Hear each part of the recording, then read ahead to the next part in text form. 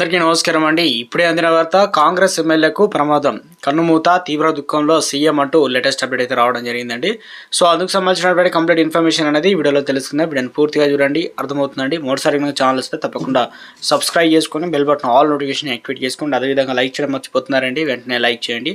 ఇక లేట్ చేయకుండా వీడియోలోకి అయితే వెళ్ళిపోదామండి. మనం ఎల్లారెడ్డి నియోజకవర్గంలో ఏదైతే ఎల్లారెడ్డి మండలం కళ్యాణి గ్రామ మాజీ ఎంపీటీసీ ఎమ్మెల్యే మదన్ మోహన్ అనుచరుడు శ్రీధర్ గౌడ్ తన గత రాత్రి హైదరాబాద్లో కిమ్స్ హాస్పిటల్లో మరణించగా ఆయన వైద్యానికి అయినటువంటి మొత్తం ఖర్చులు ఎమ్మెల్యేలు చెల్లించాలని భౌతిక గాయాన్ని కుటుంబ సభ్యులు ఇప్పించడం జరిగింది.